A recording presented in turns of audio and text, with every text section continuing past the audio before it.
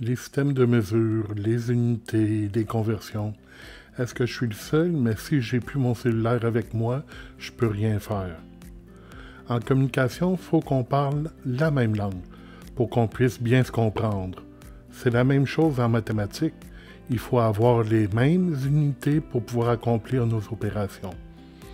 Eh bien, avec un peu d'algèbre, on peut sortir du trouble. Et on n'a qu'à maîtriser la règle de 3.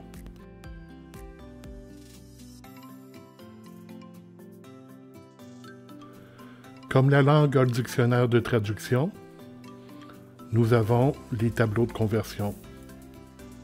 Apprenons comment les utiliser.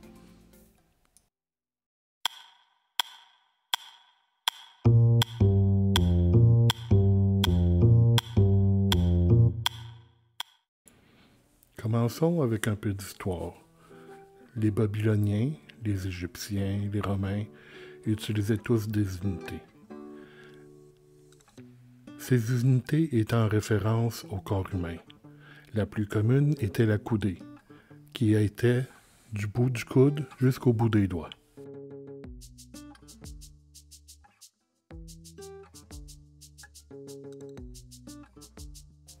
Vous vouliez savoir quelle était l'unité qui était utilisée? Regardez quelle nation dominait le commerce. Par le commerce, elle imposait son unité de mesure. Ceci pour faciliter les échanges entre les nations.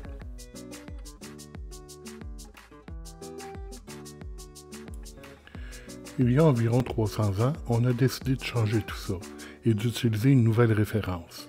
Une référence commune, notre planète, la Terre. On prit le quart de la circonférence et on le divisa par 10 millions. Ceci nous donna le mètre. Ce fut la naissance du système métrique. Et depuis les 3 derniers siècles, le système métrique s'est imposé à toute la planète, à l'exception de 2 ou 3 pays.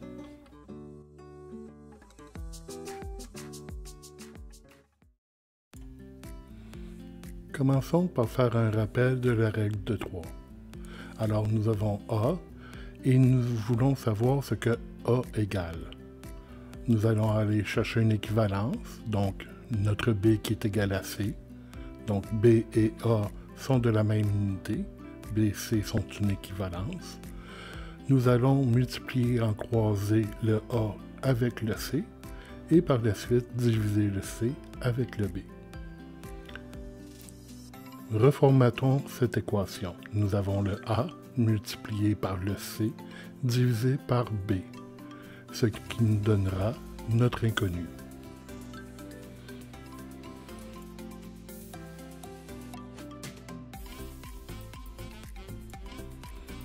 Commençons avec les unités de longueur. Prenons 25 cm. On veut savoir qu'est-ce que ça donne en pouces. Donc, X, notre inconnu, pouces. Allons dans le tableau chercher une équivalence. Prenons l'équivalence d'1 pouce est égal à 2,54 cm. Écrivons-la sur le dessus. 1 pouce est égal à 2,54 cm. Nous allons faire notre multiplication en croisée, comme tout à l'heure, et diviser par la suite par le 2,54.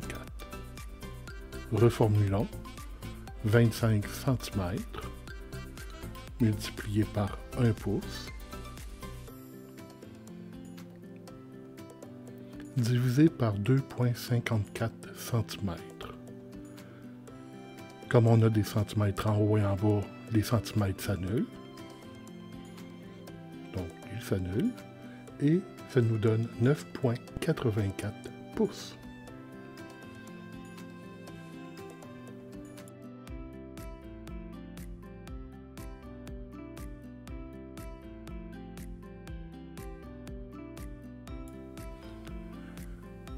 Reprenons avec une mesure différente, une mesure de surface. Alors prenons 47 cm² est égal à combien de pouces carrés? Allons dans le tableau d'équivalence, chercher que 1 pouce carré est égal à 6,45 cm². Donc nous avons notre 1 pouce carré qui est égal à 6,45 cm². Voyez-vous, j'ai oublié de le mettre au carré ici. C'est tout simplement pour penser à vous dire que des pouces et des pouces carrés, ce n'est pas la même unité. Donc, il faut vraiment qu'on ait des mesures au carré. Donc, des pouces au carré avec des centimètres au carré. Nous allons multiplier en diagonale notre 47 par 1 et diviser le tout par 6,45. Je sais, un pouce, ça va nous donner 47 cm² pareil, même si je le multiplie. Mais si jamais un jour vous avez une équivalence qui n'est pas égale à 1, vous risquez de l'oublier et de faire une erreur de calcul. Reformulons 47 cm² multiplié par 1 pouce carré divisé par 6,45 cm² nous donnera 7,29 pouces carrés.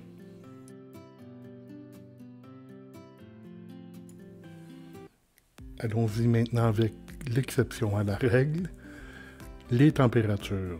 Nous voulons convertir 210 degrés Celsius en Fahrenheit. Allons voir le tableau. Comme vous voyez, ce n'est pas une équivalence, c'est une formule. Tout simplement que les deux échelles de température ne sont pas équivalentes, ils ne sont pas proportionnelles. Alors on doit utiliser une formule. Nous allons utiliser la formule qui nous donne le degré Fahrenheit, qui est égal à 1,8 multiplié par notre degré Celsius. Le tout sera additionné de 32.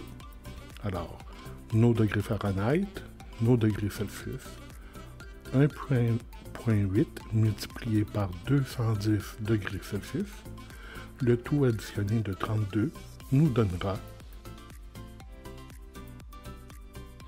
410 degrés Fahrenheit. J'espère que vous avez trouvé cette vidéo utile. Merci et prenez soin de vous.